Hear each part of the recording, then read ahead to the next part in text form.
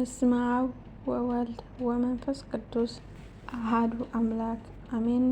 ሰላም ክቡራት ኣሕዋተይ ኣብ ኩሉ ኩርናዓት እትርከቡ እንኳዕ ብሰላም ናብ ዓለመይ 16 ዩቱብ መጻኹም። ለማዓንቲ ደሞ ታሪክ ሰማዕት ቅዱስ ኣቦሊ ሒዘልኩም መፅእ ኣለኹ። ሰናይ ምክትታል ይግበረልና። ቅዱስ ኣቦሊ ካብቶም ደቂ ነገስታት ውሽጢ ሓደ እዩ። ኣቦኡ ዩስጦስ ኣዲኡ ታውክልያ ይበሃሉ። ዓለማውያን ወጊኡ ክምለስ እንከሎ ንጉስ ዲዮቅልጥያኖስ ንክርስቶስ ክሕድዎ ጸንሑ።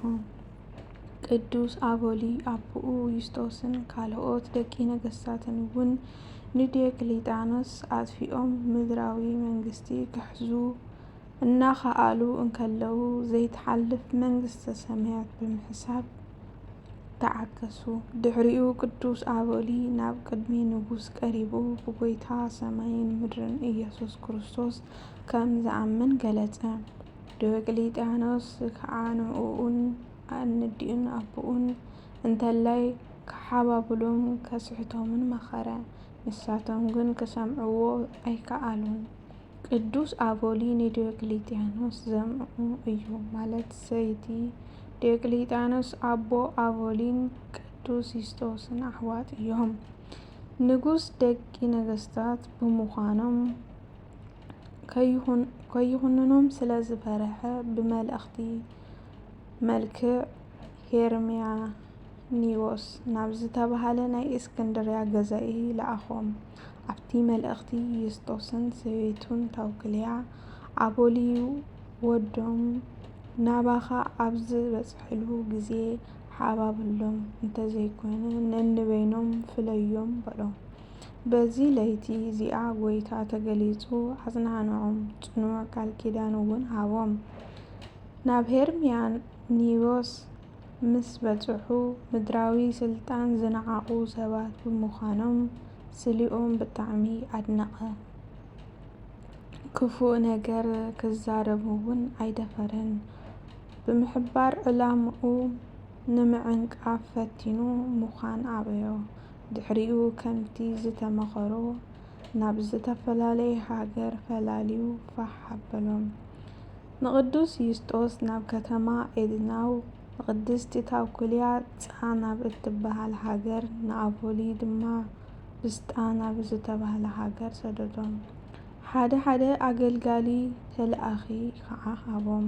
ቅዱስ ኣቦሊ ብስልጣን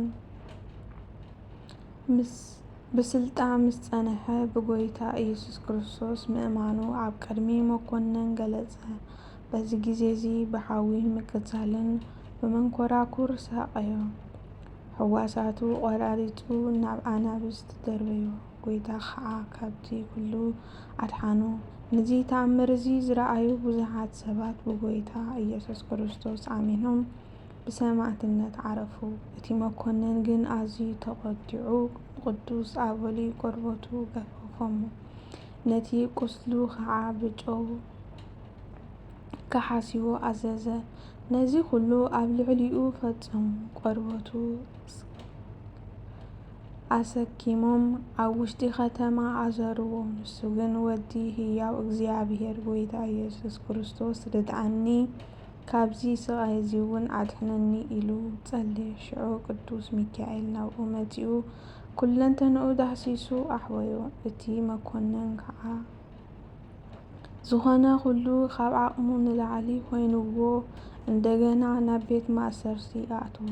ቅዱስ ኣቦሊ ኣብ ቤት ማእሰርቲ ኮይኑ ክጽልይ እንከሎ ጎይታ ተገሊጹ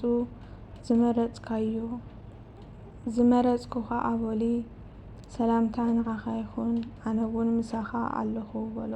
ንሱ ተሓጒሱ ሰገደሉ። ገለ ካብ ዝፈጸሞም ተኣምራት ሓደ ኣብ ኣስከሮን ዝተባህለ ሃብታም ናይ ገዝኡ ግድግዳ ኣፍሪሱ ክሰርሕ እንተፈተነ እቲ ግድግዳ ፈሪሱ 16 ዓበይቲ 2 ህፃናትን ፀቒጥዎም ሞቶም።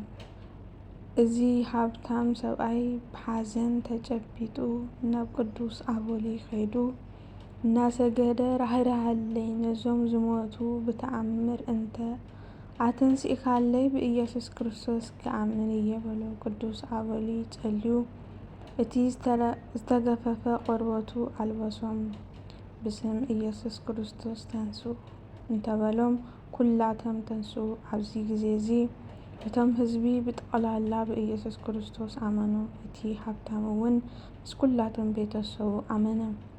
ቃል ኪዳን ካብዚ እዋን ጎይታ ንቅዱስ ኣቦሊ ተገሊጹ ኣብ መከራ ዘሎ ሰብ ብስምካ እንተ ለሚኑኒ ኣነ ክሰምዖ እየ፣ ልማኑኡን ድሌቱን ክፍጽመሉ እየ። ብስምካ ቤተ ክርስቲያን ንዝሰርሕ ኣነ ኣብ ሰማያት ብርሃናዊ ምሕደሪ ቤት ክሰርሓሉ እየ። ንገድልኻ ዝጸሓፈ ወይ ከዓ ዘንበበ ዝሰምዐ ኣነ ኣብ ክንፊ ኪሩቤል ስሙ ክጽሕፈሉ እየ። ኣብ ሕቑፉ ኣብርሃም ይስሐቅ ያዕቆብ ከዕርፎ እየ። ብዙሕ ኃጢአት ሰሪሑ ብንስሐ ብስምካ ናባይ እንተለሚኑ ብዘሎ ኃጢአቱ ክሓድገሉ እየ። ሰላመይ ምሳኻ ይኹን። ቃል ኪዳን ምስ ሃበ ናብ ሰማይ ዓረገ። ኣብ መወዳእታ ቅዱስ ኣቦሊ ክሳዱ ብሰይፊ ተሰይፉ ብሰማዕትነት ዓረፈ። ኣስከሬኑ ካብ ከተማ ምስጢ ወፃኢ ህንቅ ኣብ ዝተባህለ ገዳም ይቕመጥ ኣሎ። በቢግዚኡ ዓበይቲ ተኣምራታት የርኢ። ናይ ኣቦና ቅዱስ ኣቡነ ኣቦሊ በረከት ይሕደረና ኣሜን። በብሂለ ሰላም ለከ ፍልሰተ ሥጋከ አሃሊ ወልደ ዮስጦስ አቦሊ እስመ አጽናዓከ ለከ እግዚአብሔር ካህሊ ኢደንገጽከ ወኢፈራሕከ እምትግርምተ እልው ቀታሊ እንዘ በመጥባሕት ማእስከ ይሌሊ አሜን። ስብሐት ለእግዚአብሔር ወላዲቱ ድንግል ወለመስቀሉ ክቡር። ዘወዲዕ አንዘነተን በአፈትካን መላእክት ታረመልና። ነዛ ቪዲዮ እንተፈቲኹማ ላይክ፣ ሸር፣ ሰብስክራይብ ምግባር አይንረሳ። ስለዝተኸታተልኩምኒ ካብ ልቤ ዘመስግን ይቀኒለይ።